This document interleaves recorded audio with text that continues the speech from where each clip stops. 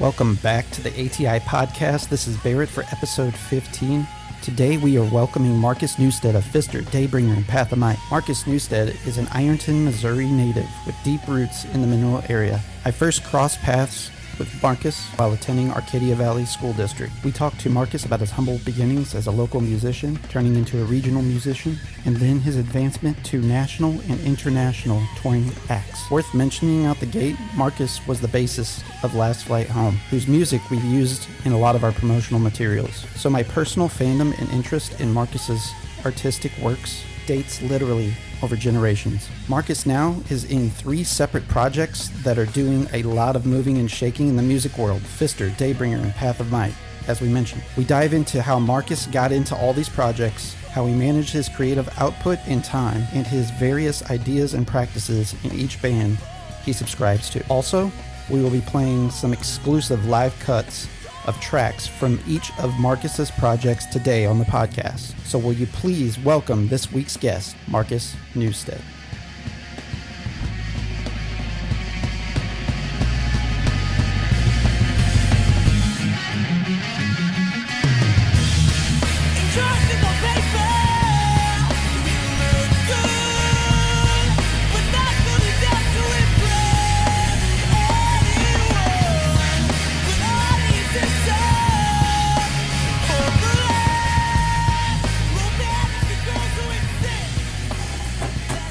Crack one before it starts. Oh yeah, crack it. No, signature crack. Yeah. Anytime I've done any sort of like interview at all on like a phone or there's this dude from St. Louis, Shane, that does Rock Paper podcast, and I've done it twice, and both times I'm just ripping beers the whole time. That's hilarious. Like I feel because that's a podcast signature. Yeah, I've caught a few of their episodes. Wasn't Pat on there recently? Yeah. Did like a performance. Like I didn't realize they did performances. Yeah. On the podcast. That's pretty cool. I did that kind of too. I was just standing. It was in our practice space, and I just turned an amp on and did Rumble by Link Ray, but like it's super down doom tune. Oh, that's cool. Yeah. Hell yeah. Well, I mean it's the same notes, but it's just like I reversed the A down to a low A. And nice. Yeah. It was cool. I was just kind of messing with it before he got there, and I was like, oh, cool. Instead of him playing a song from the band, I'll just have him do that. So I wanted to start off by talking about how long I've known you, Marcus. I know that in some of my first memories of meeting you, because you actually affected me a lot as a young kid at Arcadia Valley, whether you knew it or not. Oh, cool. You know, like you were kind of like a idol to me. Oh, damn, man. In a lot of ways. You know, I always saw you as the cool guy because some of my first interactions with you, I recall, is I would stay after school in the band room and you were playing bass. And I was just like a little choppy drummer at the time. I think I might have even been like in 6th grade or something. And you were up there practicing bass and you played with me. Oh, yeah. And it was the first time anybody ever played with me. Yeah. Like another instrument. Oh, wow. I had only ever practiced like at my house and nobody else could play with me. We didn't like have guitar amps. We had guitars, but not guitar amps and stuff at the time. So like you were the first time I actually played with another musician. Oh, cool, man. Cool. You know? Cool. So cool. It like, I was like, oh man, that kid's so cool. And he actually played with me.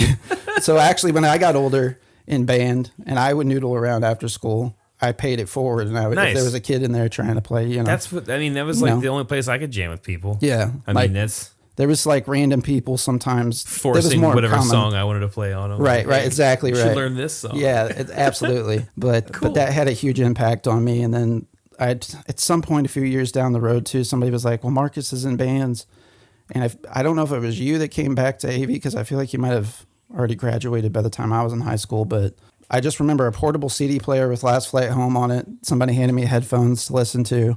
And I was like, this is Marcus's band? This is crazy. Oh, dude, I was aggressively promoting when I got out of high school for that stuff, man. I mean, because like I had a lot of friends, you know, and I just got along with a lot of people, a lot of different people and stuff. But like, I would never consider myself popular by any means, but just a regular dude, like I kind doing of shit. Saw myself the same way. I mean, and I didn't have any friends from Farmington or anywhere outside of Ironton when I was younger. I never went anywhere. Yeah. I had like, you know, the same like, you know, 10, 20 friends. Yeah. Cycled throughout my whole childhood. Yeah. You know, for the most part, and didn't really branch out. So like, I didn't really have a big social circle of people to draw from. So I kind of, anything that I got into, I was fed a lot myself. And then when I started meeting people when I got in college, and that just branched out way farther, and like kind of the stuff that I was sort of into made more sense because it's like, oh, well, I would also like this. I was never aware that you could also like other things. Dude, I didn't eat Chinese food until I was like 17 years old. Yeah.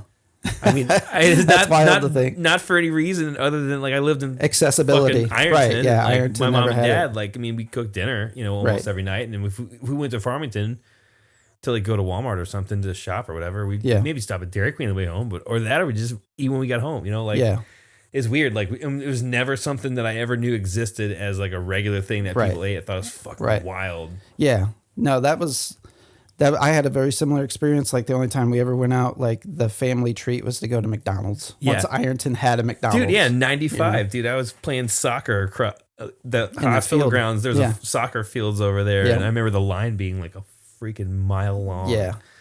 For people to just get McDonald's. Like, wow, dude, you could drive to Farmington and get McDonald's and come back and you'd still not have gotten any farther in the line. Absolutely, yeah. Those people are getting ripped, and you know they're getting like $7 an hour back then, probably. If not less. Well below that. Yeah. $4 or $5 an hour. I remember when I first started working was like $5.65 was minimum wage, and that was in the mid or early 2000s.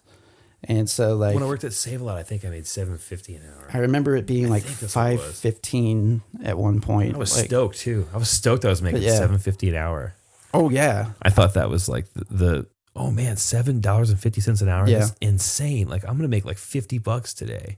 Yeah, and so kind of your musical experiences, I'm sure, as well, kind of branched you out from AV, you know, and gave you opportunities to meet other friends, particularly in college, right? Yeah, that's where I met people that gave me the idea that like being in a band that you write your own shit was cool. Yeah. Because there were people who were writing their own shit and they were around me. And like I used to kind of sneak off to shows when I was in high school. Like a couple times I would drive to Farmington, or I would drive maybe to St. Louis to see a show. Like I snuck up to the Creepy Crawl a couple times. Yeah. You know, to see bands. Like when I was like 16, I told my parents this, I think, but it was 2000 and the Dillinger Escape Plan played at the old Creepy Crawl. And I saw that and it fucking blew my mind. That's wild. Because I had gotten imagine that. I was 16 years old, dude. I drove a fucking Chevy Impala from fucking Ironton to Farmington, and I fucking followed somebody from Farmington to St. Louis. That is wild. I didn't know anybody. Yeah. Like I didn't know anybody, and the way I even found out about it was I got an old Equal Vision sampler that had like Converge and stuff on it, and then through Converge I heard about those kind of bands. And then when I got to college, these guys told me about these bands. I was like, oh, dude, these guys know about these bands too. I'd never listened to them, but I'd heard about them. Right. They're like, oh, you should listen to them. I was like, oh shit, but I'd heard the Dillinger Escape Plan, and I was like, oh, this is fucking crazy. Yeah. And then whenever I met Ben and Rusty, they're like, oh yeah, Dillinger. I was like, that's that fucking band that I saw that I drove up to that. Yeah. Hell yeah. And like all the people that I hung out with were all at these shows. Yeah. I never met them. Like I just never met them until like a moment in time. Yeah. That old Creepy Crawl was really a huge launching place for a lot of bands, you know? Yeah. I remember I was a little older, I guess, than most kids whenever I finally I snuck up to the Creepy Crawl one time to see Fall of Troy. Like, yeah, nice. You know, so I went up to go see Fall of Troy, Heavy Lolo, and I don't remember the other band now who was on the show, but we were just going up to see Fall of Troy specifically because I think you and Michael and somebody else had went to see, I think like, it was a weird show. It was like Poison the Well with Minus the Bear or something. I feel like there was like two odd bands touring together at the time, to me anyways. Was it at the old Creepy Crawl? I think so. But like I didn't even know of the creepy crawl until I heard everybody talking about going there. So it was minus the bear, and I think Pelican played too. Might have been. My memory might be deceiving me at the moment, but yeah, like that's the first time I heard the name Creepy Crawl. So I was like, oh, these other people are going at this place. I got to map quest it. Yeah. to figure out where it's at. Yeah. And so like wrote down the directions because we didn't have printer paper, old school way. Because when I met Ben and Rusty, like those dudes had already been going up there for a while, and like I kind of like had been there before, but like didn't really know the lay of the land. Right. And those dudes showed me all that stuff, like playing shows and shit up there. And about that time, I was becoming good friends with like Ridge, and Michael and I had already been friends, but Michael was kind of the connecting piece with that. I became friends with like Ridge and Garrett Gatson and those guys. And so they were like frequently going to shows and knew about shows. And so, like then we were lucky, they were all man. playing music together. So I was like, hey, I can play some instruments, Yeah. And I actually started playing all with them playing bass, actually. But Michael was playing drums, and it was just weird twist of fortune. Yeah, it was just like, hey, you want to trade at some point? And he was like, yeah. So I'm actually way better at this. I think we were both like, you're better at that. Yeah, that's cool. So that's funny. But yeah, then we like, then that was the hardcore band we had with Garrett and all that back in the day. Yeah. And then some of our bands started playing together occasionally as well, back in the day, like Last Flight Home. Like, I think Lay of the Land played the Last Flight Home reunion or something like that. Yeah, we did it at Cicero's. At Cicero's. Yeah. So that was pretty cool. Like that, again, talking about my first meeting of you and knowing you, though. That was, I think, my 23rd or 24th birthday. Might have been. I was 24. Yeah, I think I turned 24. That's 14 years ago. That's wild to think it's that long ago. 14 years ago. Oh my God. This summer. Yeah. Yeah. It was 2008, I think. Because I moved to St. Louis in 2007. Thinking about my first meeting you and then also having that experience, it's just like wild how life has its circles in that way. I'm constantly amazed by it, man. Yeah. And I'm always like paying attention to what you're doing musically and everything that you have going on. I appreciate it. I was a big fan of Last Flight Home. Obviously, we use it in some of our promotional materials. Yeah, dude, I hear that. That's rad. Thank you, man. That's rad. But, like, that has a connection friendship-wise as well, because a lot of me and Josh being friends was going to Last Flight Home shows and stuff. We were kids. We were friends, dude. We were friends making music. Like that. And, so it was just like it had a lot of sentimental value, the songs. Those dudes were the first people that really make me feel like I was a good musician. And like kind of encourage me, and it made me want to write stuff. Like, because anyone can sit around in their bedroom and write music and stuff. When people encourage you to be better because you got a talent or whatever that they recognize or they like, or that they think that could be cool to work with. Right. It's kind of cool to feel encouraged by that. That was the first. Those dudes were the first. I mean, like I had friends in high school that we skateboarded and stuff, and like we kind of jerked around a little bit, made some music, some Ironton boys and shit. They're and it was fun and stuff, but we never really did anything. There was no real direction with it. But with those guys, I felt like they made me think that it was like, hey, these bands that we got you into that you think is cool, we could probably do that. Right. If we just really fucking put our minds to it and write cool music and shit. For sure. And that's what we basically did, was like, okay, cool. What would this band do? But not do that exact same thing. Yeah. And think like them. Yeah. An awakening for me too was about that time was actually watching like what kind of got popular in like 2005-ish, I feel like, was like a lot of these bands were releasing DVDs with their albums, or they would have even put up like a YouTube video, them starting touring and things like that. So like, I remember like watching videos of like Coheed that was almost like documentary wise, so that like was like, oh, this is what they do to do that, to play a show. And, like I felt like we put a lot of attention into that too. As silly as it sounds, but no, for sure. I mean, this area was cool about that. It made people feel welcome. I felt welcome. Like I said, man, I never felt cool in high school. No, I had a lot of friends. I didn't feel unliked. Right. But I never felt cool. Right. Really, I never did. Yeah. And like whenever, like, as dumb as it fucking sounds, like it gave me a lot of like self-esteem. It made me want to like do things, like, right. Because people dug it, like, and I wanted to do it. That's kind of just a part of maturity though too, as you start to find your actual interests and develop out your character, decide who you want to be, because you don't know who you want to be. No, for sure, dude. In my formidable years, like I was a fucking nerd. Still am a nerd. Yeah, right. No way I got no game. Like I always tell my girlfriend, like, dude, if I was single, there's no way I would ever be with anybody else. I have no like personality. Like I'm a straightforward, regular working class fellow. Yeah. I'm that. Like everything that I've got behind me, influence wise and experience wise and stuff, shaping me is who I am as far as that stuff goes. Like, dude, I still don't think that it kind of makes me really. I'm still just a really singular, straightforward kind of dude. Right. And like, I would be undateable, like by all means, dude. So yeah, I don't even know how. I've told Pam, like, if we ever get divorced, like, I'm never getting married again.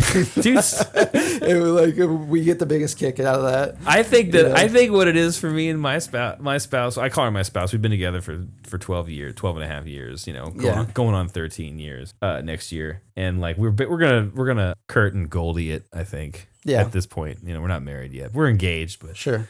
Who knows? Yeah. Who knows what could happen? Hey, it's working out pretty well so far. Yeah. And people don't stay together long anymore, period, Well, the statistics will show that most of the time it doesn't work out. But I come from a family that it worked out. I know a lot of people right. who are currently working it out pretty well. But then again, like, it's just one of those things where like it's ceremonial and right. And I believe in this ceremony. I think I'd be a great husband. I think I'd be a great dad, but she doesn't want, I think you would. It's just one of those things. I don't know. I'm getting really, really super personal right now. Yeah. I'm kind of airing out dumping out my purse right now. I wasn't intended to turn this into the Dr. Phil hour over here. My girlfriend more than likely won't listen to this whole thing, so she'll probably miss this portion. But I love her very much. We've been together for a long time, and we get along. We're great. She's great. Me knowing you being in Last Flight Home, after that ended, you ended up in Machree. Yeah. So kind of was keeping an eye on everything that you guys were doing too. Yeah, dude, I was fucking delivering pizza for Domino's, and I was going to St. Louis to watch shows a lot, and I was meeting guys up there that were kind of in the gear scene, I guess is what it was. I was going to Guitar Center a lot, and I met some of those guys, and this guy John Clark, who was working at Guitar Center at the time, played in a band called 12 Summers Old that Last Flight Home had played with a couple times. Mm-hmm. And he was sort of a contact for me, and Mike Judy, obviously, knew me from, he'd booked Last Flight Home a couple times, I think, back in the day, and sort of knew me as somebody going up there and shit. He called me one day and was like, hey, this band's starting and we need another guitar player. Do you want to do it? And I came up one practice and I was in and started that, and we did that for a long time, did it till 2012.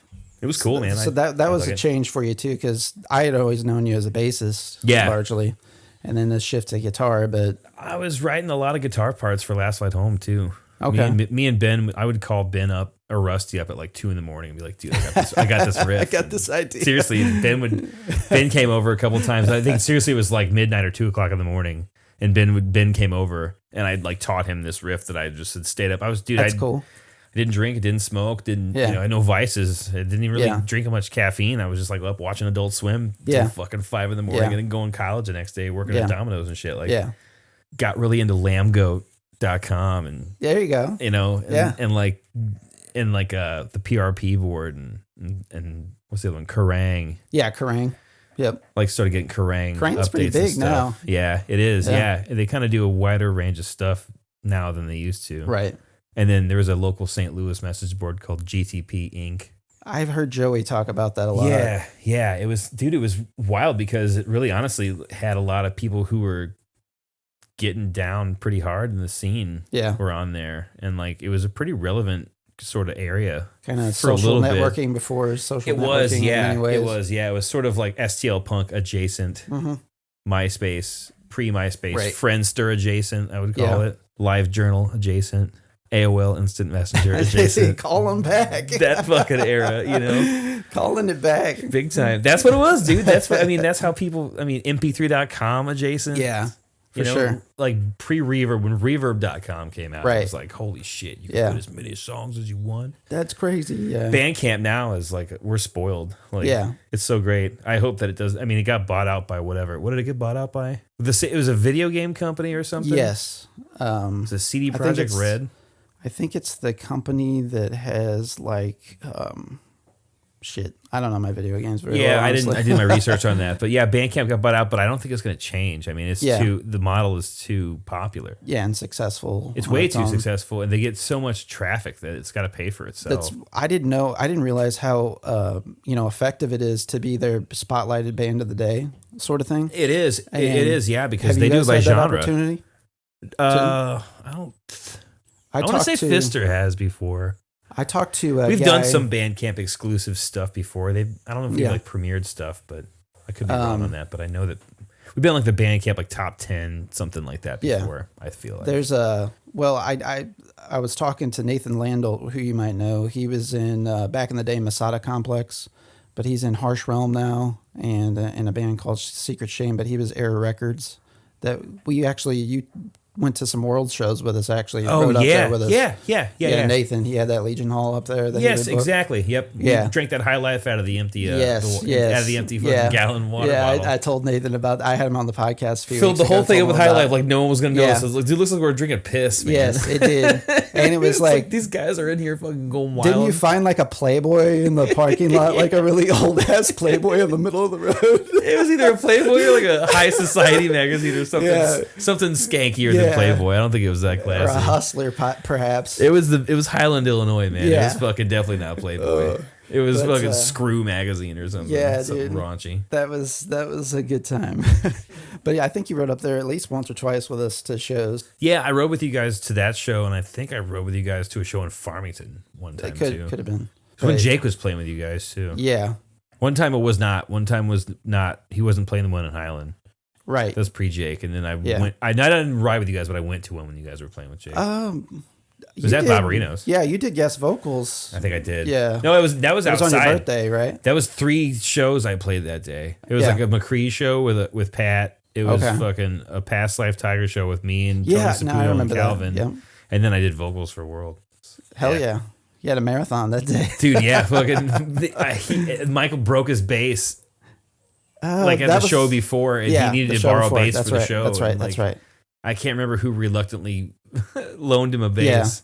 I thought you did for some reason. No, I didn't have one at the time. Oh. I don't think I brought my bass with me. He may have bought Matt Schrumm's bass. Maybe. Yeah, I think could have been that. I think that's whose bass but I know it was an issue the day of the show. Yeah. Yeah, that was the first 3 show thing. That's 3 right. Days. Yeah, that was fucking exhausting. It was crazy. And then we went to your house that night. Yeah, and then party all night. That was a long fucking day, dude. And then we drove back to St. Louis after that. God, that's dude. insane, man. Dude, the virility of our youth. How long has it gone? There's no fucking way I would consider even trying doing that now. Yeah, Ridge and Brandon and I do dad calls sometimes late at night, and we were talking about how old man we've become in many respects. Dude, and you guys are younger than me. It's fucking crazy. That's the thing, man. It didn't even take getting a job like I have now to do that to me. I was like this a long time ago. Yeah, I hear you. I can't do it anymore. Yeah, I don't drink caffeine anymore. Yeah. Oh, really? No, I don't consume caffeine anymore. Wow. Yeah, I haven't for a couple of years now. 3 years, I guess.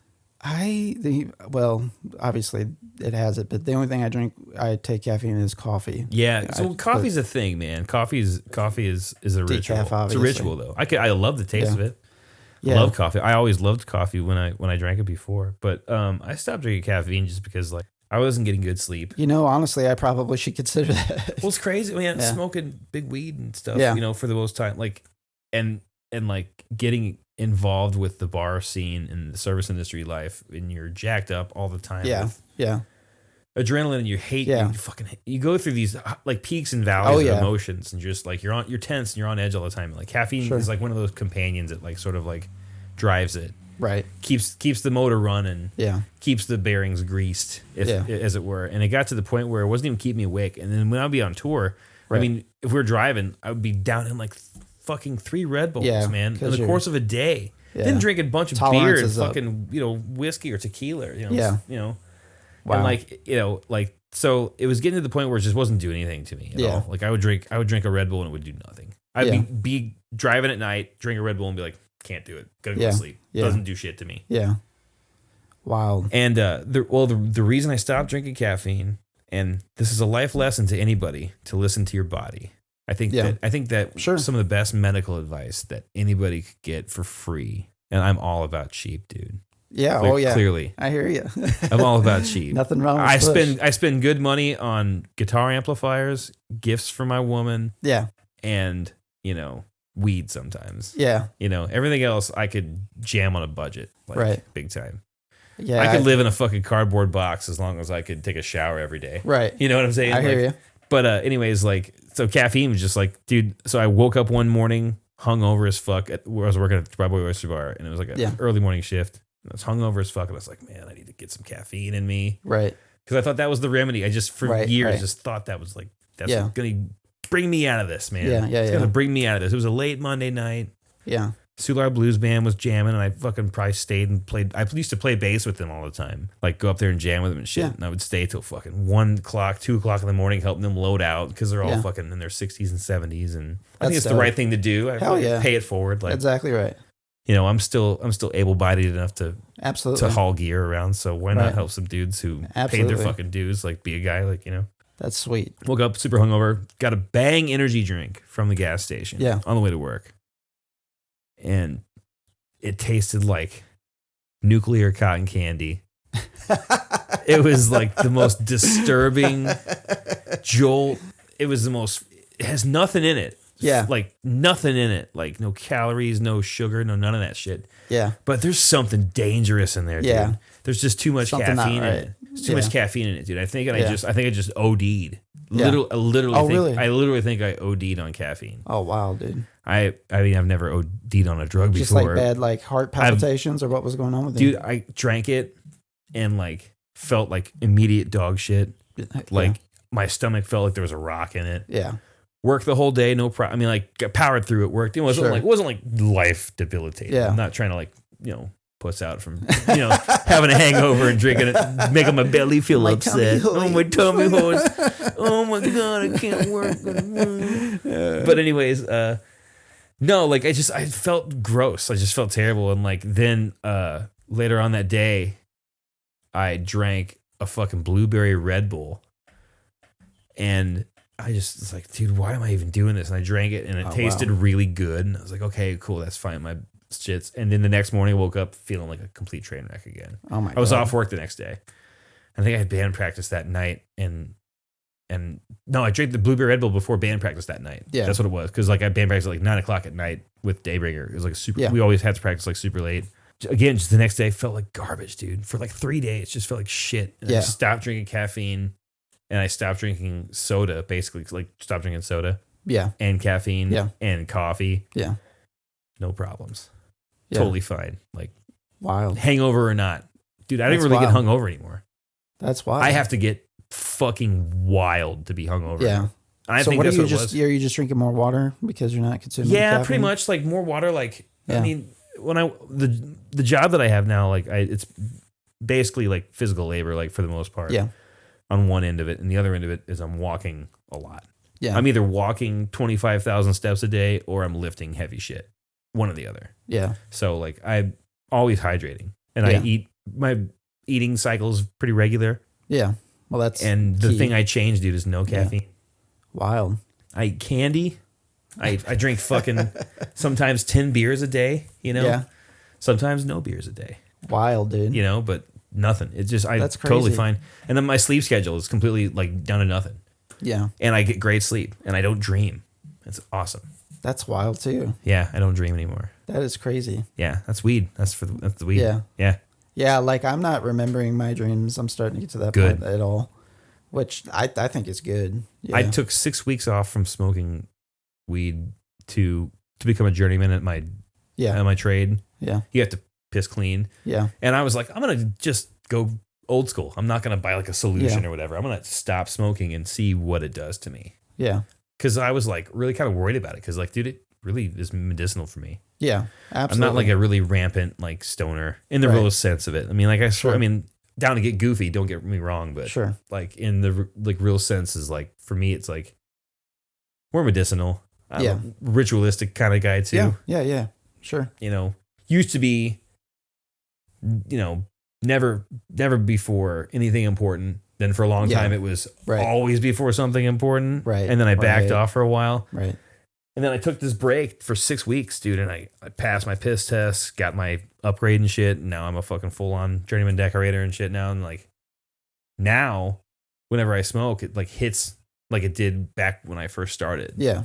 I feel like I resetted my brain. Yeah. Which is crazy because I was like daily, and just now it's like it's perfect because I'm saving money on it. Yeah, like I've taken a few days off here and there, but yeah, for the last 2 years, pretty solid. You know, as soon as I was able to get a license, it's because it's medicine. Man. People did it for years. The quality of my life has changed drastically. Thank you, sir. I came prepared. And, thank you. Yeah, but my quality of life has just improved greatly. Like I'm not nearly as irritable. I advocated Hughes highly, man. Yeah, like I think that people should not get like insanely like rampantly like abusive with it. Oh yeah, no. I think in moderation, everything in moderation. Absolutely correct. Yeah. But it's that NoFX song, everything in moderation except moderation. Absolutely, yeah.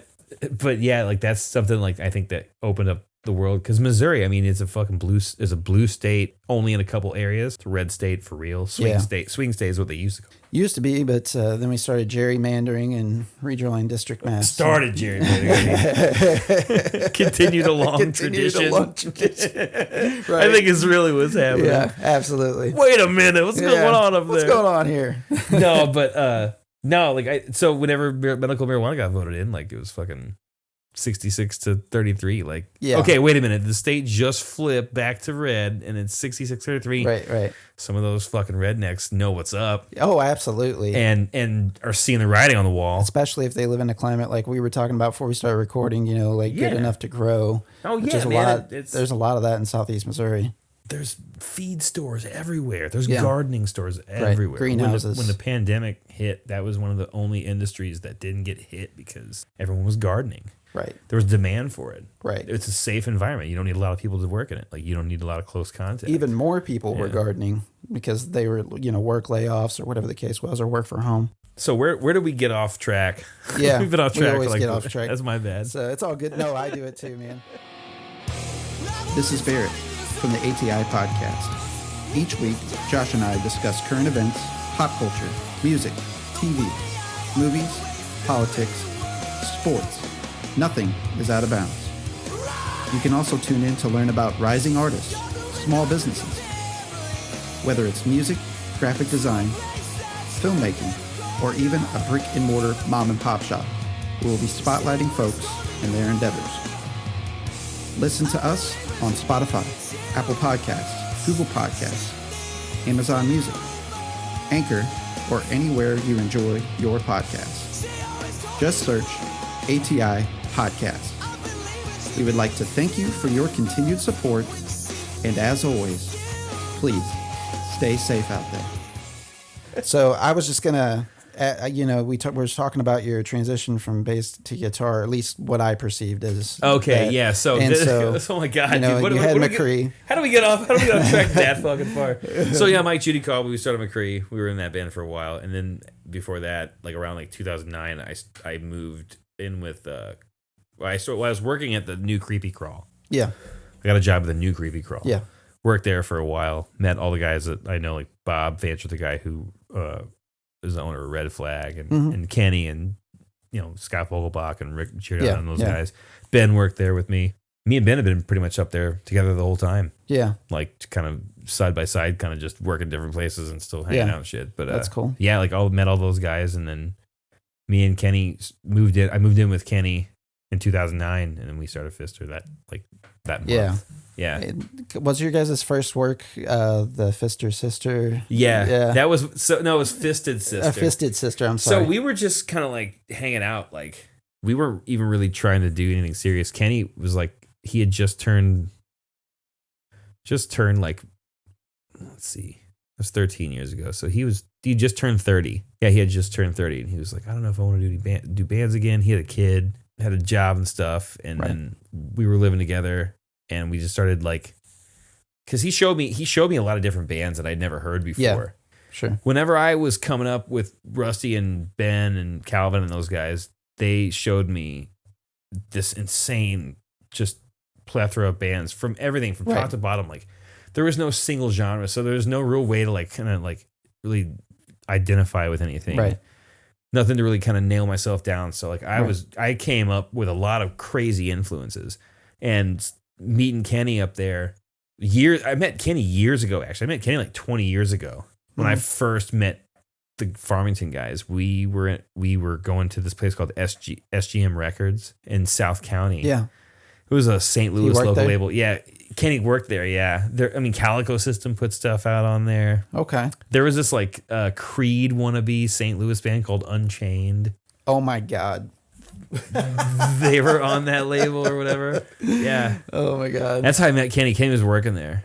Nice. Yeah. The guy who is the owner was like trying to like gave us like a tour to pitch us to record there or something. Yeah. He was doing that to a ton of bands. He was like, come by the studio. Yeah. We went up there. So that's kind of your first meeting Kenny, and yeah, that's when I first met Kenny. And then I knew Kenny from the GTP Inc. message boards. Oh, okay. Again, like kind of St. Louis adjacent, like right. Rusty and Ben knew him because he was in a band called The Fifth Element, and Rusty and Ben's old band Pennies for Allah played with them back in the day. So Kenny and them were all kind of sort of acquaintances. Kenny knew Calvin because Not Waving Vagina played in St. Louis all the time. Right. They were a St. Louis band. Right, you know? right. So that was kind of my end with Kenny. And then when I moved to St. Louis, Kenny was my manager. So he got me a job at Office Max in St. Louis.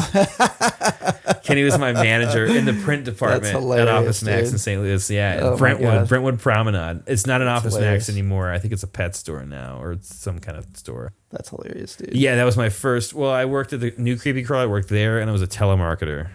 Telemarketer for who? Some fucking insurance company out in like St. Charles. It was fucking terrible. It was life-sucking work. It was god awful. I know, man. I briefly worked for Accent down here, and that was that experience, dude. So that's right around the time that like I was like, so when I first moved to St. Louis, I didn't really kind of know what I wanted to do because I was in the band with those guys, and I was under the impression that they were ready to go. We're going to start going on tour and shit. Yeah. And we kind of did some stuff here and there, but we weren't like on the tour all the time. So I was like, okay, well, I got to get a job. I thought I was like going straight into a band that I was going to like be on the road with all the time. Yeah.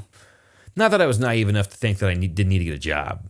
Like, sure. I was like, okay, well, the way that they're making it sound, not that they deceived me into being in a band. You know what I'm saying? Like, I was like, these guys are fucking in it to win it. Yeah. You know? Yeah. Let's go out there and do it. And I got up there and I was like, okay, well, we're not going to do that yet. We're going to write some stuff. We're going to pitch some shit to some labels and then hopefully go on tour. Right. So yeah, through GTP Inc., that message board, Kenny got me a job at fucking Office Max and he was my manager. Oh, that is wild, yeah. Dude. And then he showed me all kinds of wild shit. Like, he knew I was kind of into the lamb goat shit, you know? Yeah.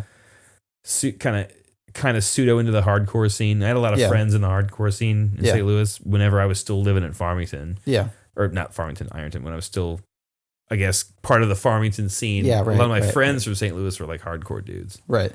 And like Love Lost But Not Forgotten and then Not Waving But Drowning were like bands that I would go up there and see all the time. Right. And so I knew of Kenny because he was in that band at Fifth Element for a little bit. And then after they broke up and it was a couple years later, he got together with these guys and they started this band called This Incredible Machine. Yeah, This Incredible Machine was awesome. And it was like, it was ripping ass, converge, curl up and die, drop dead style, like D-beat almost sort of hardcore that really wasn't going on in St. Louis. Yeah. I can't recall where Kenny I saw will them. disavow that like so hard. Like not that he like feels any disdain for the band, but that's not him, you know. That's totally not who he is now as a guy. Like but I mean, what we did in the past is never who we are now. So I feel like absolutely. On that. Like, I mean, but that was really fucking cool. Like people they got signed to this weird label, which is funny because the label that they got signed to were these two dudes living in Arizona, Garth and Nico,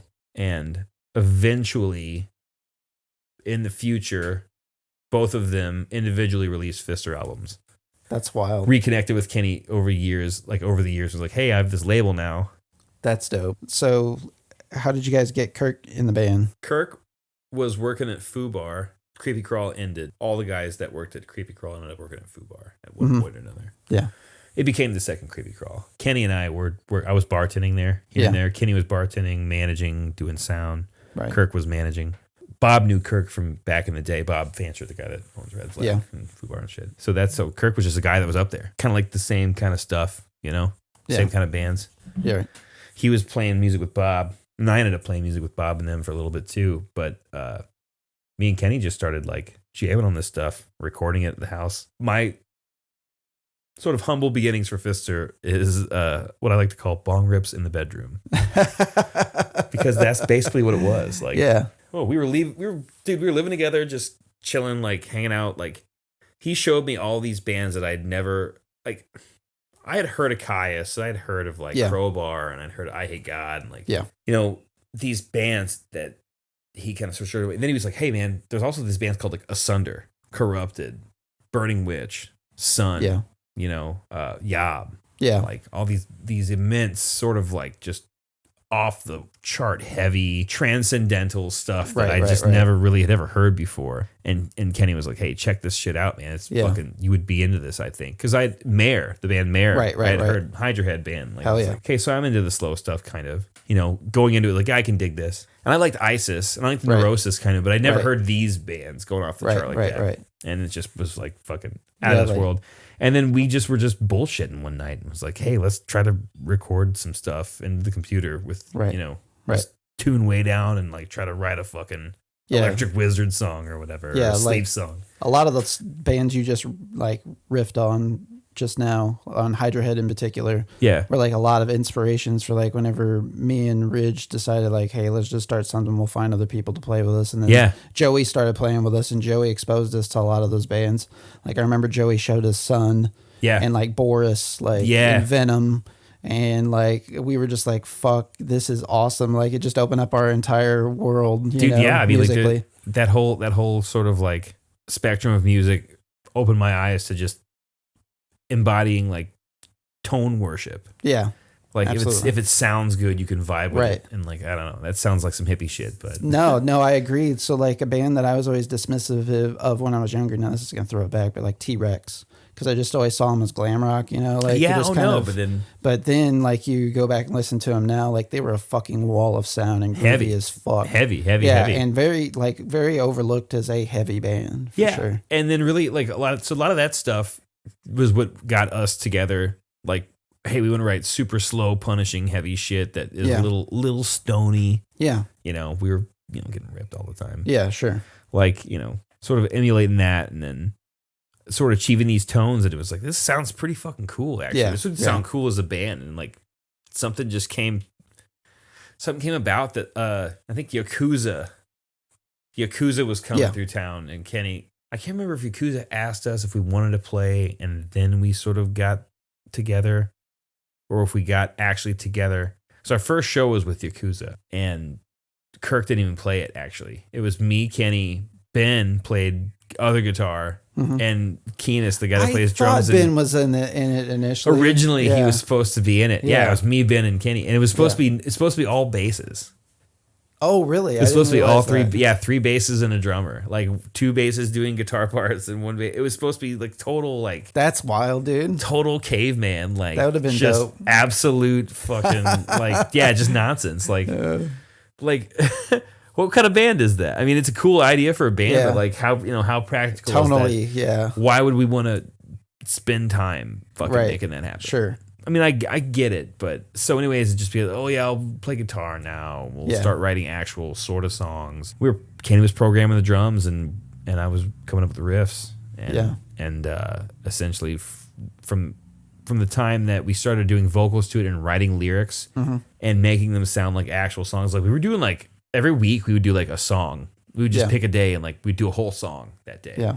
And it like started sounding pretty fucking cool. We listening back to it and it's like, it's pretty fucking heavy, man. Like even with the fake drums, like sounds pretty good. But this is like back in the day when GarageBand was just kind of sort of becoming the quick tool for recording music. Absolutely. And had the drums on it that sounded halfway decent. And you know, it took whatever signal you put into it. So we had a Turbo Rat that we were plugging straight into a mixer and then straight into GarageBand with like, I think just direct signal, and it was blown out, sounded gnarly and huge, and it sounded cool through the computer speakers. We didn't have like good monitors or nothing. Like it was fucking terrible. That's like, hilarious. A terrible environment for like getting to and playing bass through it and just blowing out these computer speakers, dude. Like it sounded so awesome, like so slow, and make it slower, make it slower, make it slower. And then we just started doing it. It's weird. It just sort of manifested. It's weird. It was like a fucking some kind of reptile climbing out of the primordial ooze. Like. Right, for sure. I remember when I first heard Bronze Sonic too. Yeah, that was like, I was like, holy shit. These that was like, and that's like the stuff that like we didn't even really, pains me to say this, we were taking it seriously, like, because we were practicing kind of a lot, like pretty regularly. Right. But like, we didn't really like try to make it that nuts. Like, right. We just did what we were trying to do, and it just turned out like that, which was pretty cool. And then it ended up being like, okay, we're comfortable with this. Yeah. We did that whole album in one day.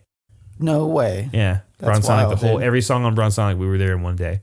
Wow. We got there early as fuck. Dude, we were fucked up by the end of that day. I bet, dude. Brother, I'm telling you, we were fucking lit by the end of that day. Just layering guitar tracks on guitar tracks. Yeah. I think I had like 4 guitar tracks on every song. That's crazy. Fucking, like, Ben was there. Rick from Lion's Daughter was there. Yeah. Fucking John Clark, the guy who plays guitar at DayBringer, and he was Machree. He showed up, did a solo on the song Bronze Sonic. The solo was him, actually. Oh, wow. Yeah. I didn't know that. Wow. Yeah. He came in and just, dude, it was like a fucking, just 12 hours of us just getting fucking smoking weed, drinking beer, doing shots of whiskey.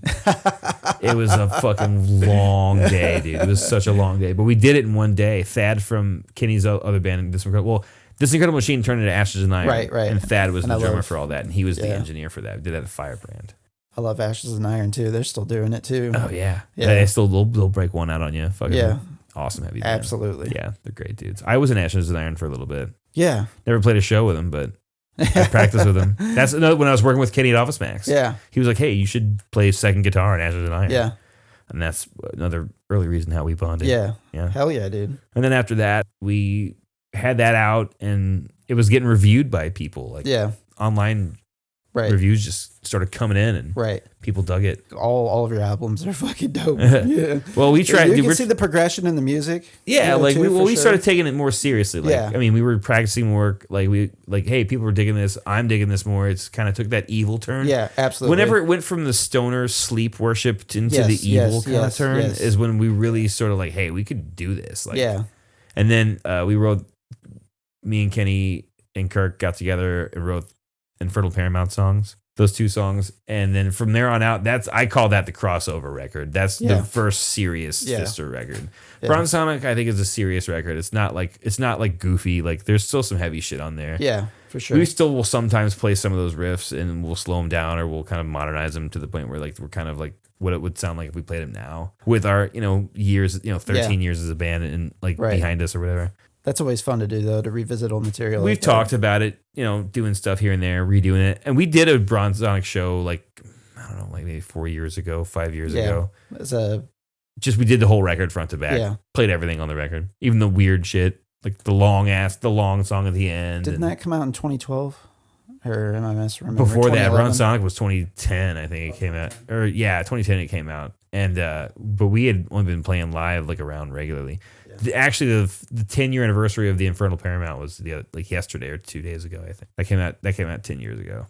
Wow, it's wild to think that you've been doing it that long. But I actually caught one of your shows in Denver when you played, because I was happened to be on vacation out in Denver at the time. Yeah, and we saw you guys play like at a bookstore downtown. Yeah, the Mutiny Information Cafe. That was with Chemists, right? Yeah, Chemists and in the Company of Serpents. Yep, it costs. And it seems like they started to get a lot of critical acclaim. Both those bands really like blew up at that point too. Yeah, Chemists is awesome. It's a wild. Chemists is one of my favorites. Dude, they're like a modern real metal band. Absolutely. And they're like regular, it's very cool dudes. Refreshing. They're pros too, man. They never hit a sour note. They're fucking. I'll tell you who else like I really love right now is Thou. Like that was great, man. Past them. They're homies too. Like they're fucking cool as shit. We've done those guys for years. Brian used to book us back in the day. Hell yeah. Brian from Thou booked us for a little bit, and then Ethan from Primitive Man books us now. I believe he was at that show in Denver. Yeah, Ethan booked it. Yeah, that's what I thought. Yep. Yeah. So that was a fucking dope ass show too. Him and John from Primitive Man were there. So like, I know that you guys, I like asking people this question because I get a different answer every time. Like during COVID-19 pandemic, you guys did unique stuff there too, though. Yeah. You did the video death, and tell me about that. How did that come together? So whenever COVID hit hard, we didn't even see each other till me and Kirk didn't get together till I think July. Yeah. And then the three of us, and me and Kenny did separately, and me and Kirk did separately. But then the three of us didn't even get together until like September of 2020. And then we made the arrangements to do the Video Death thing. Yeah. And then picked our set list. And then pretty religiously like got together like twice a week, masked up. Yeah. Like full COVID protocol, tested every time. You know, we tested before the event, and we conceptualized it because like more so of the thing, we didn't want it to be dated. We wanted to make it like look like something that modern. We wanted to make it look like something that could be watched post COVID. We didn't want to make it look dated from COVID times. Oh, I got you. That was kind of our thing that we wanted to take. We took the protocol. We were safe about being together and shit like that. We all took it extremely seriously. We're all vaxxed and boosted and shit. And taking it seriously and all that. That was the whole deal behind it. Like we wanted to actually make a live concert. We wanted to film a live concert. Yeah. We wanted to do a live record where we had control over how the live sounded, you know. It wanted to be us playing those songs, the best versions of them live that we could perform, you know. Right. So, and we wanted to have it on a setting that would look cool as fuck. And it's us playing the songs, but it's, you know, a chopped up sort of studio feel. Right. You know? Right. But we want to do that because like we were touring pretty heavily before COVID. Absolutely. We were touring pretty heavily. We just did like a month. Like, you guys were doing international as well. Yeah. Well, 2019, we did like 2 weeks in August, and then we did a month, the whole month of November, basically, of 2019. When Jason played drums for us. Jason Asberry.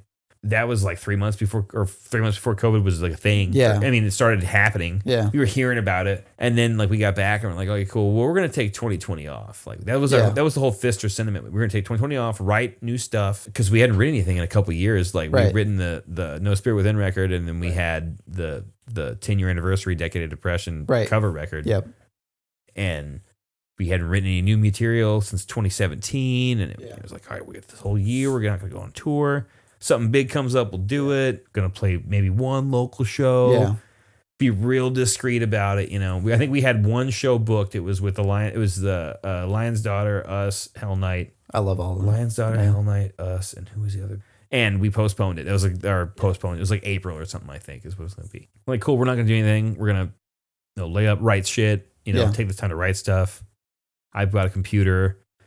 Learned how to kind of do some home demo stuff. Got my feet wet a little bit with that. And then we all kind of sort of messed with that a little bit. But it was like, okay, well, we could play a show, you know, film like it would be a live show with no audience. And we should do that. We should build up to that. So that's what we did. We focused our energy on that. And it turned out really well. Like it was awesome. It was successful. The audio sounds great. Yeah. Fucking huge shout out to Kevin K. Water and fucking Chris Keith and Jerry Dillman, fucking Robert, the guy that was the producer, Robert. Yeah. And then all the people, Kenny's brother Joe fucking filmed it. Like everyone who's involved with making it like was just so like cool with what we wanted to do. I felt like some of the promotion and marketing materials had a lot of allusions to like Videodrome and stuff like that. It was, was there intent behind that? Well, it wasn't Videodrome. There was actually a movie called Video Dead. Okay. The artwork is completely ripped off of the movie Video Dead. If you look it up, actually, it's I'll pull it up. I'll show it to you. It's an old 80s movie. I mean, that like 80s horror is like a big part of like, I mean, all horror movies are what we're all about. Like, but Ridge and I are like that for sure. Yeah, the Video Dead was like, that's what was like the inspiration for the. Oh yeah, definitely. Same font, sort of same feel. For sure. You know. Yeah. No, I haven't seen that one. I don't think. Yeah, we did the busting out of the TV, looking like gnarly zombies, which was awesome because like in that artwork I looked like super buff, which I'm thinking is pretty fucking cool. Very Greek goddess. Yeah, exactly. No, but it was fun, man. It was like we never really did like a live record before. Like we have live recordings of stuff, but not actual like live stuff. Like the live thing that I'm doing for the show is a live recording of cover of "Working Man" by Rush. Hell yeah. And Ben sang for us. Yeah. Ben came up and did vocals. Oh, yeah. Not the whole song, like up to a guitar solo part. And then we finish out the rest of the song with one of the cuts from, we have a record called Violence, and it's just like a 25-minute long song that we have 5 sections. There's 5 variants, but it's actually just supposed to be one long song, 5 movements, whatever. But we did Violence 5. There you go. And it was Working Man by Rush, slowed down. So a long time ago on the internet, there was like a 33% or 33 RPM cut of Working Man by Rush. Yeah, it sounds awesome. Yeah, and it was in our tuning.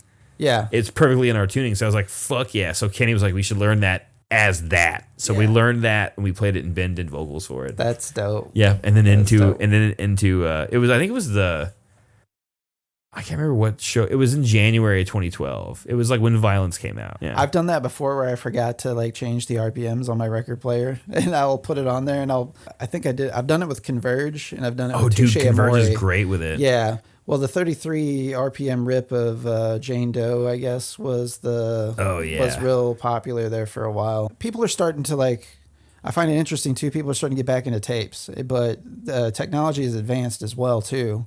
And there's like companies with intent. Yeah. Like my buddy Zach was telling me there's some place in Missouri that's like one of the biggest producers for tape creation like right now, and it's highly profitable for them. It is. Cassettes are rad, dude. I've gotten a few cassettes of bands recently too. And I highly advocate cassette use for bands. If I would give any advice to any young band, it's definitely the hot thing. Put your shit out on tape. Yeah. Put it out on tape. Get a Bandcamp. Put your shit out on tape. Like if you really want to release something, nobody listens to CDs. CDs are really hard to, unless you have a personal computer or like a computer tower, or you listen to music in your car, and your car is a CD player. If you have a modern car, most of the time they don't. No, yeah, you're right. You have a CD player in your car if you have a car that's like maybe 2015 or younger, I would say. But people still buy CDs. It's a physical media. But if you're a young band, do tapes. Right. Do tapes. Right. If you're a solo artist, do tapes. They're cheap. Absolutely. For $235 shipped artwork on it, you can get a tape. Get 50 of them. You can't beat it. You can't beat it. 50 of them. That's crazy. So if it's good content, you got a lot of shit, you can sell it for fucking $10. Make your money back like crazy. Yeah. Then you do another run of tapes. Yeah. And tapes. Or you spend another $100 and you get 100 tapes. I know Ridge is doing some type of tape subscription service right now. Killer. Yeah. And so he was That's telling me about too. some of that. I guess he was in some drawing too that they were doing, and there's a guy who sends like dead birds and stuff to people in the mail. God. Yeah, with his tape, like his packaging. Fucking weird, dude. Yeah. Get that. He said that he saw that he got into the drawing, and like that guy was one of the guys. Yeah. Fucking miss me with that shit, dude. That's fucking weird. Crazy, dude. I was like, I can't believe that somebody asked him like how he was getting away with it. He was like, I just package it really well. I just packaged this dead rotting bird really well. That's cool, dude. How heavy. How brutal of you. That's a little lame, dude. No, I think it is. Yeah. It's kind of like whenever I heard Jared Leto. That's how a new super virus is gonna start. Exactly. This fucking weirdos mailing birds to people. I don't know. He's probably a rad dude. Honestly, you know what? I take it back. That's actually pretty sick. That's fucking pretty nihilistic. The legend of it. Yeah, the legend of it in and of itself. And I don't know. Yeah, let it ride. Let it ride, dead bird fella. Fucking Jared Leto was doing that whenever he got the Joker role in that Suicide Squad movie. He was putting dead birds outside of his like compatriots, the trailers and shit, and like people were like writing like how weird. Fuck that. Fuck Jared. I see. I'm a comfortable distance away to say fuck Jared Leto. Yeah, absolutely, for sure. I'm a comfortable distance away from that guy. He'll never so pretentious. He'll never feel threatened by me and my rage. Yeah. Fuck that dude. Yeah. Fuck 30 Seconds to Mars. Fuck the whole lot of it, dude. Yeah. Like that's a guy I've never been impressed with. Yeah, like when I was a kid and I first heard 30 Seconds to Mars, I was like, and like I knew that he was also an actor. I was just like impressed by the duality. Yeah. You know? Oh, initially. I mean, he's a talented individual. There's no getting by that, but I just don't give a fuck. But like it was fleeting, you know? Like I just. No thanks, Jared. Quickly went past that. Yeah. And he's been in a few good movies and played a few good roles, but it's like once you start hearing like the legend of him and like how difficult it is to act with him and shit. Oh, dude, he's like is he like a method guy? Is he trying to be like Nicolas Cage? Well, that's the thing that's going on in the media right now with him is that he was talking again about committing his method acting tactics, and like it's getting a big blowback because on all these press junkets with other actors, they're asking them about their opinion of it, and they're like directly like fuck that, like. Robert Pattinson, who just played the Batman, was in The Lighthouse. That guy has serious roles only for the rest of his life, I think. He needs to be like, where he's like, I started getting respect for him was with The Rover. It was like an Australian movie with Guy Pearce. So I didn't do the deep dive. So I think he kind of knew he was doing cakey clown shit, fucking young kid. Yeah. He got his foot in the door. And I don't know. I mean, I'm pro-labor. You're pro-labor. Yeah. Get your work done, dude. If you're going to be an actor, act. Right. Who gives a fuck? It's not who you, it's not, you don't get to be like, who you are in movies is not who you are as a person. Right. Absolutely. I think that if you can be an actor and treat it as a trade, because it is. Absolutely. It's a craft. It's a trade. Not everybody can act, man. No, I think that like everybody thinks that they know shit about shit when it comes to the media they consume. Right. And they really don't. Right. And I think that the standards that a lot of people have are sort of like unfounded and a little unbiased. Like not non-biased, I should say. Also, I wanted to kind of touch on, because like David Cronenberg's probably my favorite director of all time. And I know that you guys did a video, I think it was off of Gemini, with some cuts from DayBringers. That's the record is basically DayBringers themed. And so like that like increased my fandom of Fister in and of itself. Because right on, hell like, yeah.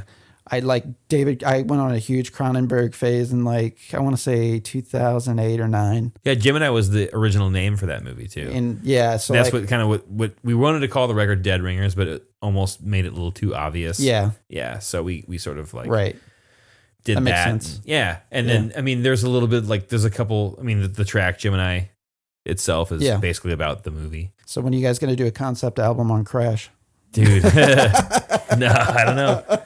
We are. I don't know if this is like, if this is really palatable. I think it's not gonna really fuck us up really by saying this, but I think we're gonna do like a sequel to Gemini for our next full length. Oh hell yeah! Yeah, we're like sort of knocking around the idea of doing a conceptual sort of, not maybe Cronenberg-esque thing, but like a continuation.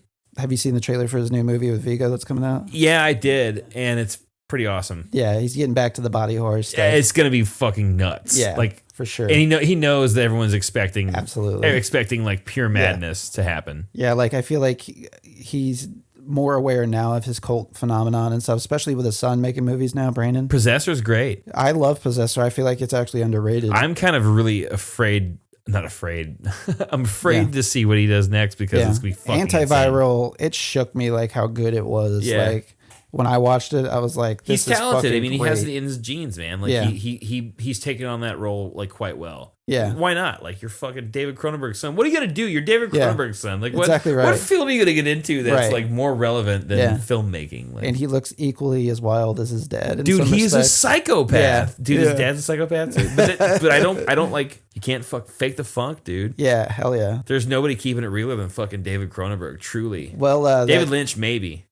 Oh hell yeah, David Lynch is probably my top 3. Yeah, for sure. I did parallel. I burned through Cronenberg's filmography, and I did David Lynch's as well. So like, you know, what's great about David Lynch is he's done a lot of stuff with TV though too. He's really accessible. Yeah, when he wants to be. I mean, he has it in him to, I think, make himself accessible. That's what I think a true talented person is like, okay, I could do this. I do this for a living, obviously. Even if it's a fucking flop, I'm not going to be a poor person. It's not going to ruin me. Right. But David Lynch, I think, has a sort of genius about him that lets him exist in obscurity and sort of a profound light too, that makes people like, he could make a Disney movie, I bet. Oh, I guarantee it. I think that he has got an appealing, it'd be fucking weird and creepy and like suspect a little bit in my brain, but I think he's that talented because he understands like how to captivate an audience,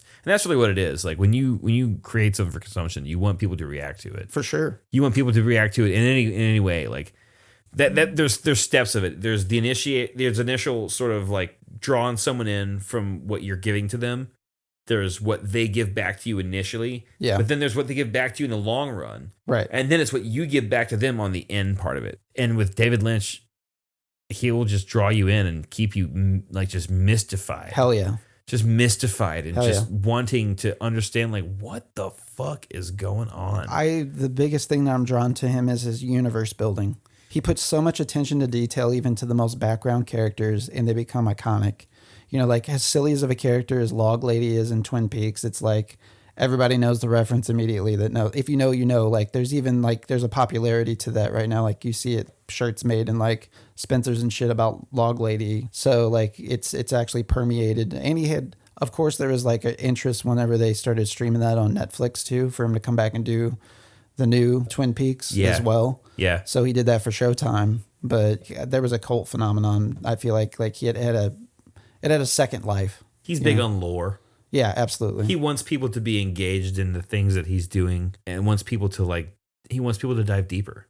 Right. He wants people to like care about it. That's what I think Cronenberg does. Like he will make people he will put it out there and make you like really rack your brain. Yeah. To try to catch up to what he was fucking getting at. I feel like David Lynch, where he branches from Cronenberg in a different way, is that I feel like he leans into the campiness and he tries to explore the line that he can't cross. You know what I mean? Cronenberg likes to take the unfilmable and make it filmable. I mean, Naked Lunch is really where it absolutely. The dude took a novel that that a guy was like on all kinds of drugs that wrote it to begin with. I mean, he was he was fucking whacked out of his skull. Oh, absolutely. And made it work. Yeah. And Cronenberg was like, got this. Yeah. I think. The movie's excellent, though. It's incredible. It's one of those things where most Criterion Collection movies I find have been really rewarding. To own, absolutely own and have. It's like, that's me too. Yeah, I've got the Criterion of Videodrome. I got that. Recently. And Kenny is. I mean, again, same thing. He's got a shirt. It says, I think, "Long live the new flesh." And it's got fucking James Woods with the fucking mutant hand. Yes, that's dope. Those shirts are great, dude. I love that shit, man. That's the thing. We're always down. We're Cronenberg metal. Well, talking about shirts, a company like Holy Mountain does a lot of that type of stuff too in design. They have Twin Peaks shirts and so on and so forth. We played at Holy Mountain one time, and I was gonna say that you guys played there, and you guys have some merch and stuff. Oh yeah, Danny's the man, dude. Yeah. So we never did long sleeves before, and then our tour in 2019, we sold 30 long sleeves the first night of tour. And we played in Columbus, Ohio the next night. It was the first official night of tour the next night in Columbus. And we sold a shitload. We sold 20 that night. We're like, okay, we need more fucking long sleeves. And so called Danny up. Was like, cool, we'll do it. The dude's been amazing. Has hooked us up. He put out an old record of ours back in the day. We played with Joy. Oh shit. It was us, Christworm, and Joy. In the fucking Holy Mountain in the Holy Mountain shop. I didn't realize that's who all played there. Yeah, it was just 3 bands. Oh damn. Yeah, it was a fucking bruiser. And then me and this weird kid drove to go buy weed from this guy at that show. I drove our van. Oh my god. I remember driving our van across town to go buy weed with this kid from the show. Total sketch situation. Big time sketch. Well, no, it was in a nice part of town. Oh, so really? The nice part of town, yeah. But it was it was weird. It was a sort of wooded, sort of driveway, where there was it was next to, Forest Park Parkway, next to Clayton, how it has the kind of sort of tall highway, middle of the city highway feel with the trees and shit on the inside. It was kind of like that, and I was on the other side of the highway, so it was shit going by, and I'm sitting in a van waiting for this fucking kid to come back out. And I didn't give him my money yet. He was going to front them. I was like, hey, I will only drive you to this fucking dude's house if you will front the money. Dude, I can't front the money. He's like, oh, it's all good. Yeah. I'm not trying to be weird or trying to be sketchy about buying weed, but it's I need to buy weed for the next couple of days. Hell yeah. You're the only guy that said yes. Yeah. After I've been asking around. So let's fucking do this. And we drove to this fucking weird house and drove back. Yeah. Us Joy and Christworm.